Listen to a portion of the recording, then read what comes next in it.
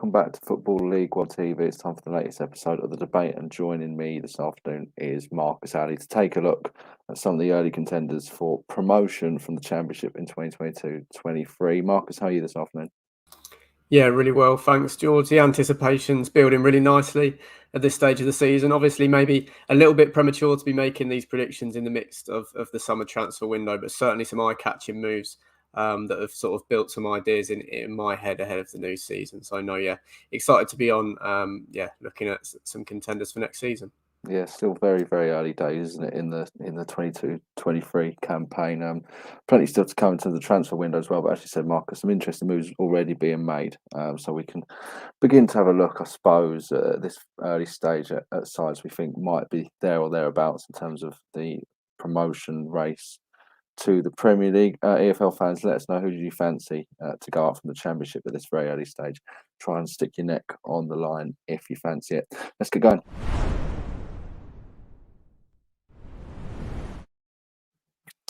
Marcus, let's talk automatic promotion places first. Or obviously, Fulham and Bournemouth were the teams to go up in the top two last season. We might as well start with who your potential champions are going to be in the second tier. Who can you see in the run in there? There's two clubs that stick out to me as sort of safer bets to be at least in and around it, which I think at this stage of the season is what you're looking for anyway. One of them, I feel like I had to go with one of the relegated clubs, one parachute payment fueled club, and that's Watford. Obviously, there's still a lot of sort of unknowns around the situation, how they're going to play under Rob Edwards, what sort of signings they're going to bring in. But I just think the financial position they're in comparison to the rest of the clubs and the ownership model that's in place at Watford, the way they're able to move some quality players across Europe at much cheaper prices than the other clubs in competition with them puts them in a really strong position to assemble a really strong squad heading into the new season.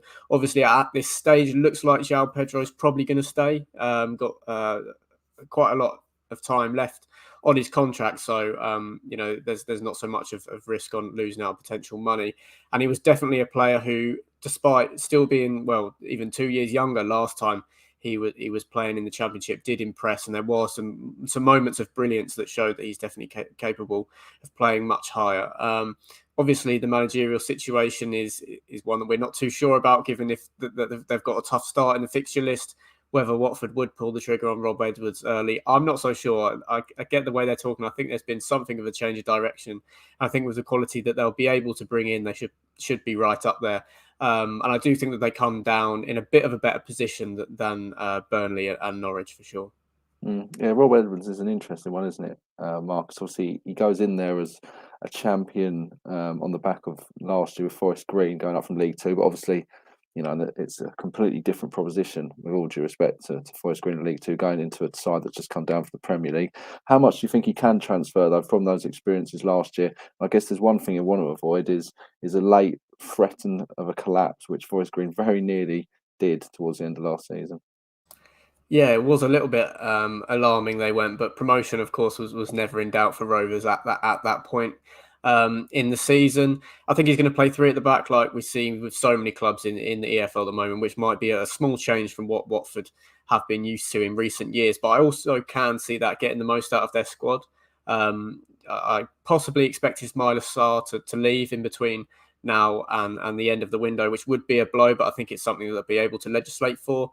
I think that the potential wing backs that they've got in place at the club already, particularly Kiko Femenia at right wing back, could be one of the most dangerous options in that position in the league. So it's going to be exciting to see how they get on. Obviously, pre-season friendlies kicking off in the next few weeks, so we can get more of a look of how Edwards how much he's been able to stamp his authority in the squad and the way they're going to play.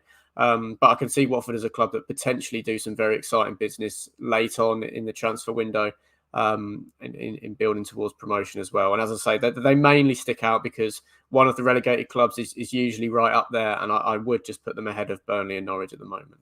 Yeah, it'd be interesting to see who they can manage to keep hold. I think Ismail Assar is obviously a player that's been linked away before, isn't he? When Watford have been in the Championship, so could be one that potentially go. But if they can keep João Pedro, obviously did really well in the Championship last time they were down there, then that at least is something.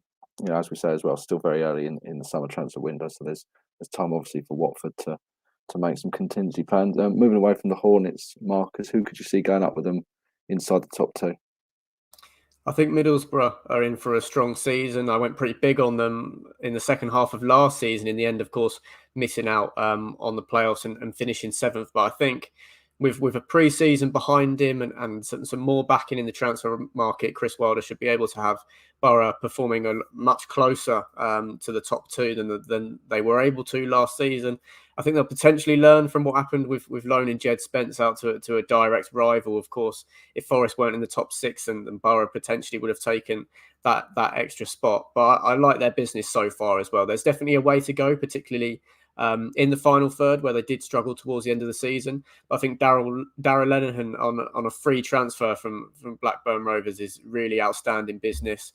Really experienced defender in the Championship, and I can see him slotting into the back three really nicely. And possibly even more impressive than Lenihan is Ryan Giles, a player that I thought could potentially battle it out for a place in Wolves' first team next season. Securing him on a season-long loan deal is a real coup.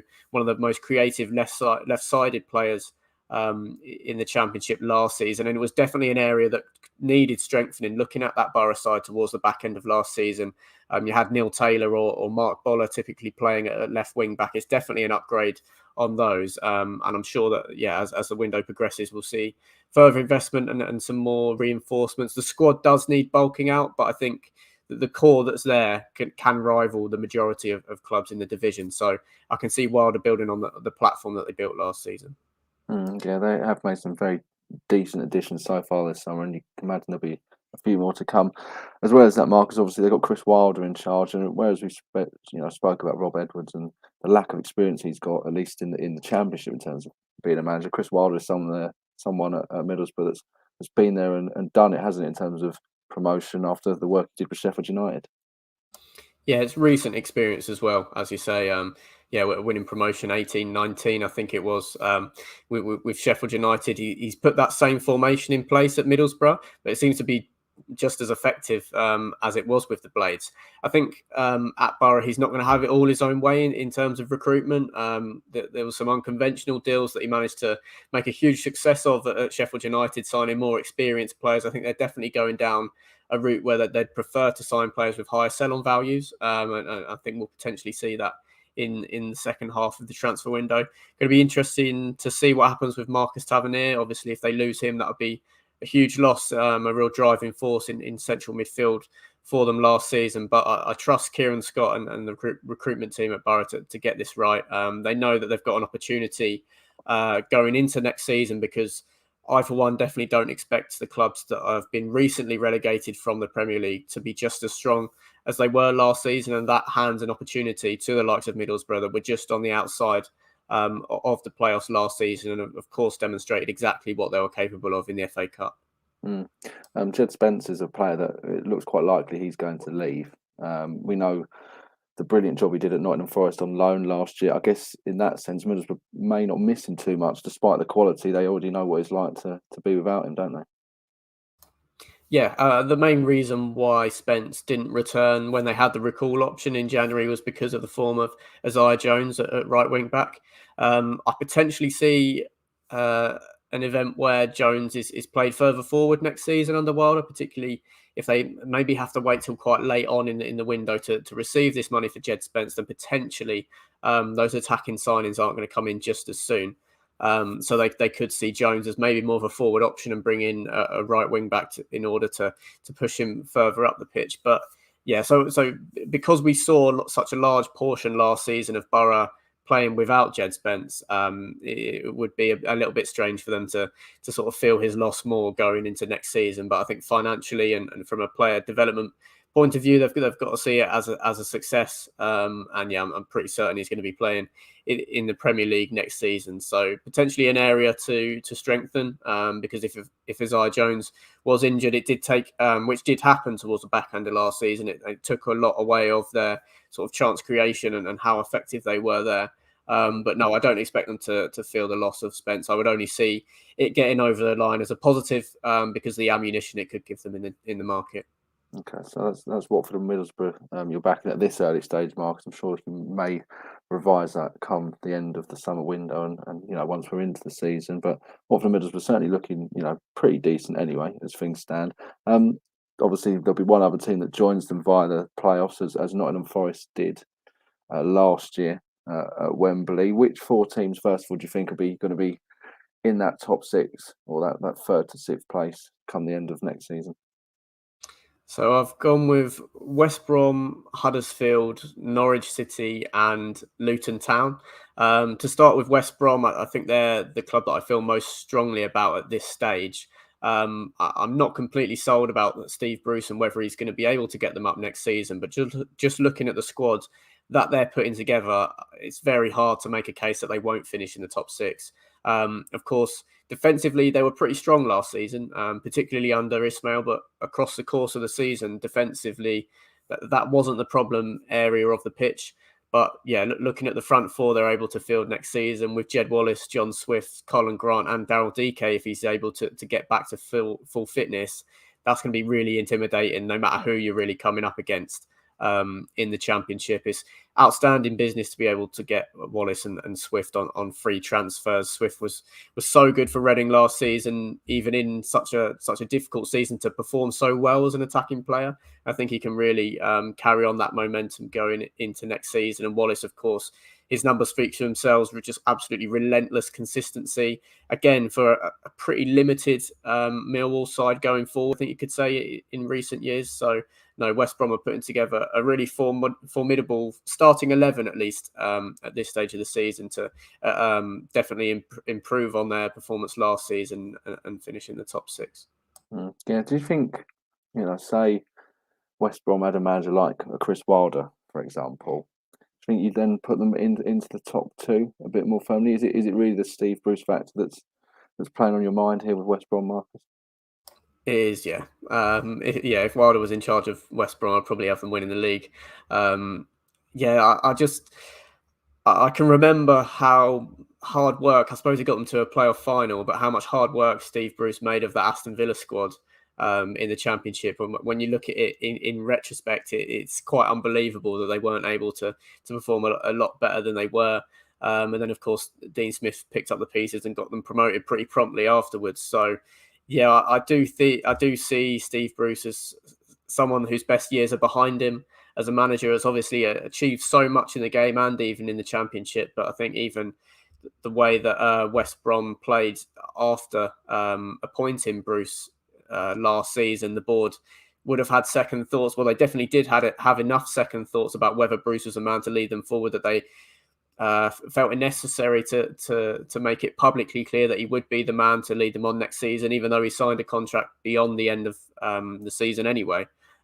So yeah, it wouldn't surprise me if maybe West Brom get off to a mediocre start and they change manager pretty quickly, because there's definitely some doubts in the boardroom, at least despite backing the manager, at least in this window.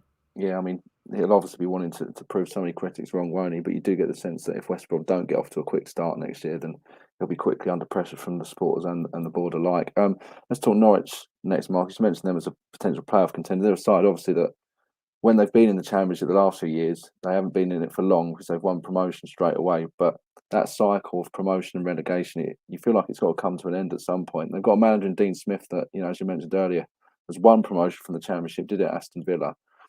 But again, is there a sense around Norwich now that perhaps it's going to take more than one season for them to return to the top flight?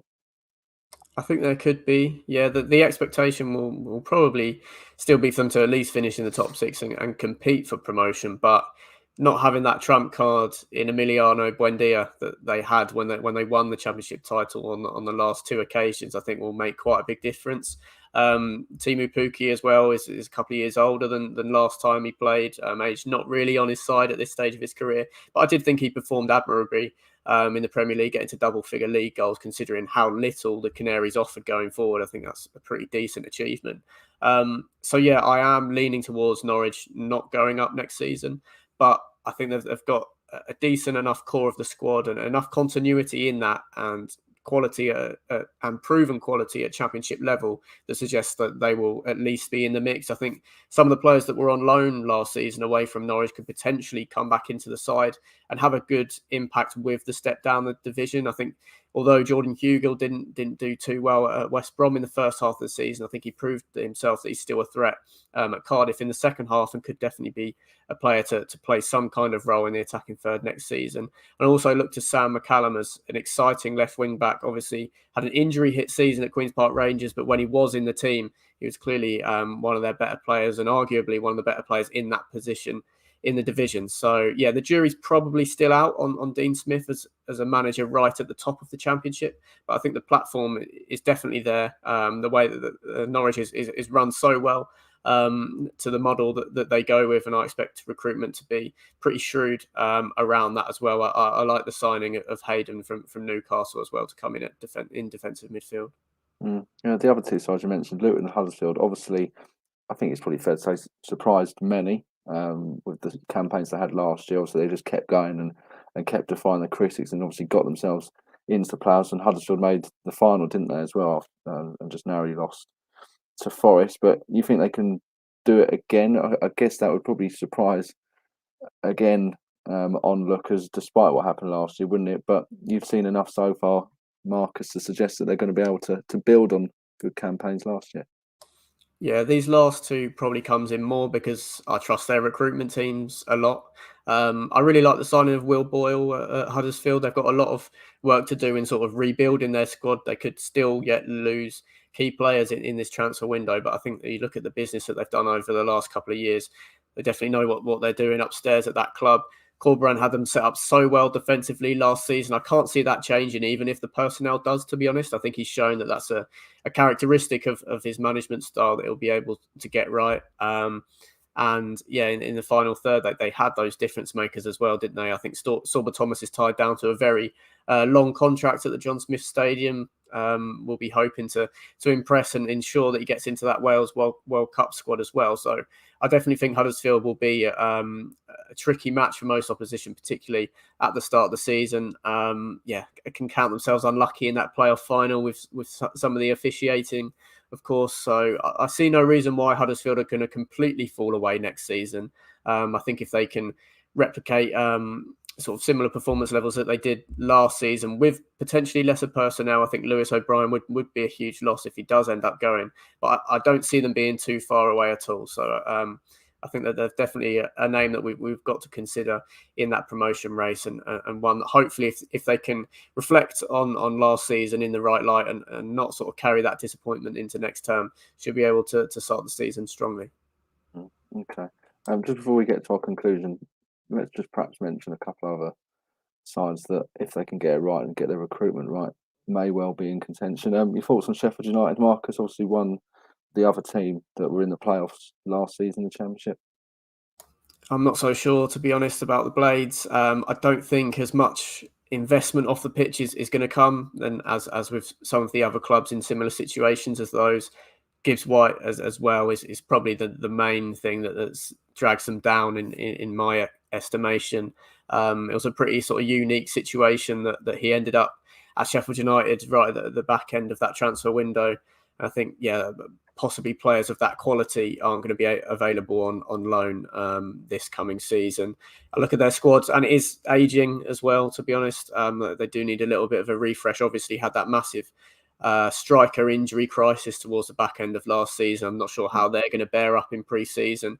I think Ryan Brewster is a player that could have a lot of success in the Championship in the years to come, but whether he's going to hit the ground running after coming back from injury, not so sure. I'm very excited about Illiman and Dye as well, so I would expect them to at least be in the top half playoff contention, probably as a minimum requirement at Bramall Lane, but I don't quite see them in that group of teams that are going to be able to kick on towards promotion, because I think that they're possibly going to be a little bit worse off squad-wise and quality-wise in attacking areas than they were at the back end of last season.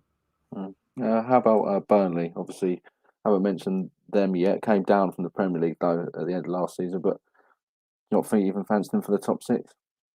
It's the change of styles, I think, with this one. Obviously, we saw a massive transition season last season with a lot of clubs changing managers as often as they do in the EFL. But Sean Dyche to Vincent Kompany seems enormous, and it's largely the same squad as well. Obviously, they've lost a few players at the end of their contracts, and have made some signings that are going to fit into Kompany's style of play a little bit more. But I can see this one being a bit of a transition season. I really like the additions of Twine and McNally, potentially even the latter. Even more, such a gifted ball playing centre back that I think clearly shows what direction they're looking to head in. I think the step up to the Championship is going to be a really interesting test for Scott Twine, and they definitely need the right players around him to get the most out of him. But yeah, I think there could potentially be some teething problems with this one. It does look like a bigger picture appointment, and often these things take time, and unless Burnley are able to keep splashing the cash like they are at the moment, then maybe it'll be one to reconsider towards the end of the window. But at the moment, I don't feel confident enough in the squad that Kompany's got, or in his managerial ability, pretty untested at the moment, to say that they're going to be right up there in the promotion mix. Yeah, certainly going to be interesting watching Vincent Kompany and Burnley in the Championship this year, isn't it? Two more sides I'll put to you, Marcus, before we wrap up. Blackburn Rovers under John Dale Thomason. Tony Mowbray's not there for the first time in quite a few years. How do you think they're going to fare? I'm quite concerned, to be honest, about Blackburn Rovers. I think they relied heavily on the loan market last season. Obviously, Jan Paul van Hecker, I think, ended up getting their player of the season. Rida Kadra was really good on loan from Brighton as well. Obviously, losing players at the end of their contracts as well, Nyambi and Lenihan departing. Remains to be seen if Brereton Diaz is going to stay at the club heading into next season. So I'm a little bit worried about Blackburn, to be honest. We'll have to see what the squad looks like going into next season. I think they've got enough remaining to not have to worry about relegation, but obviously Thomason is a big unknown as well, coming from the Swedish league, I think. So yeah, it's going to be interesting to see. I don't have them anywhere near where they were last season, to be honest. That was quite a big surprise in itself as well, after selling Adam Armstrong and not replacing him, and somehow getting much better. I think that sprung a lot of people by surprise. So I'd probably go back to the expectations that most people had last season before, of course, they performed so well. So yeah, Blackburn are one that's clearly got a lot to do in the transfer market, need to replace some of the leaders, more experienced players in their side. And I can see them potentially trying to utilise the loan market to be able to push themselves back up towards the top half. At the moment, currently thinking I'd probably have Blackburn heading towards the bottom half finish. Okay. And finally, Marcus, how do you think Sunderland are going to get on? Do you think back-to-back promotions could be on for Alex Neil's men? They're finally back in the Championship, and they're obviously a side that, are going to attract players. And once the momentum builds, they're, arguably the biggest club in the Championship. But perhaps ambitions need to be reined in a little bit, given it has been, a fair few years since they've even been in the second tier. I'm really excited about Sunderland. Yeah, the way that they played under Alex Neil, particularly in the playoffs, the performance levels there were really outstanding. The top of League One was so strong last season. We often see it in the EFL that right at the top end of the league below is better than maybe the bottom 5 or 6 of the league above. And I definitely think that was the case with League One and the Championship last season. And that should give Sunderland sort of a smoother transition into the division. I think with the players that, Rotherham have lost, and some of the teams like Reading without ideal preparation for this season, I don't think the Black Cats will be too worried about relegation. Maybe might have a gradual sort of adjustment process, but they're definitely not in my thinking to be in anything of a season-long relegation battle. So yeah, it all depends on sort of how quickly they start the campaign. I think Neil's going to have to get find a judgment for how attacking he can be, maybe. His Preston side, which obviously he managed most recently in the Championship, although they were able to compete up and towards the top 6, it was built off solid foundations. And that was what he tried to implement at the back end of the season at Sunderland. So it's going to be interesting to see how they get on. I really like their attacking contingent. I think Patrick Roberts and Alex Pritchard are definitely players that can cause problems in the Championship. Be exciting to see how Ross Stewart steps up as well. So no, I'm really excited about Sunderland's return. It's been long awaited, and it does feel like a really massive initial hurdle to get over, hopefully for them for a long-term return for the Premier League. So no, yeah, definitely not an away day that many clubs are going to be fancying next season. I think Sunderland fans definitely have a right to be optimistic. Yeah, I think that's fair to say. Obviously, Alex Neil knows what he's doing as well, doesn't he, in the Championship, as you mentioned, with Preston, but the work he did at Norwich City previously too. Obviously, did a great job there. Sunderland fans will be hoping he can replicate that. Let's get to our conclusion then.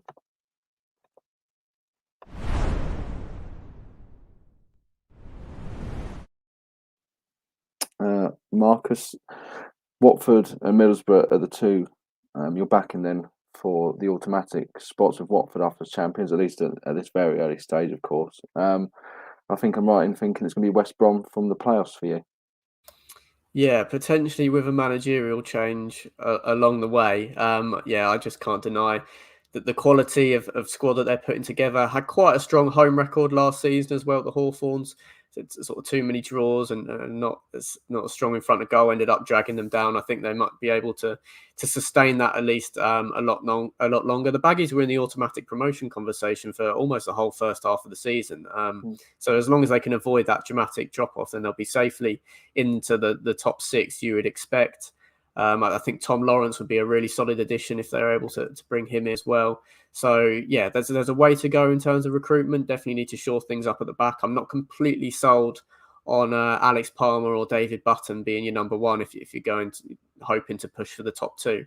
But at this stage of the season, with still a month of preparation to go, yeah, the squad's looking really good, and it's going to be really exciting to see how the likes of Swift and Wallace get on in a side that's going to be having more of the ball and potentially, the lion's share of chances next season. So yeah, their recruitment certainly has to put the Baggies at the forefront of people's minds for promotion. Yeah, we will see what happens, as we say. Very early days, of course, in terms of the 22-23 campaign, and so much more to come in terms of the transfer window that could skew these early predictions that we're making here on the debate. Speaking of transfers, coming up on Football League World TV, there's one more show today. It's the EFL Transfer Zone. That's at 4 p.m. Sam Rock hosting that one. He's joined by Ben Wignall and Chris Gallagher.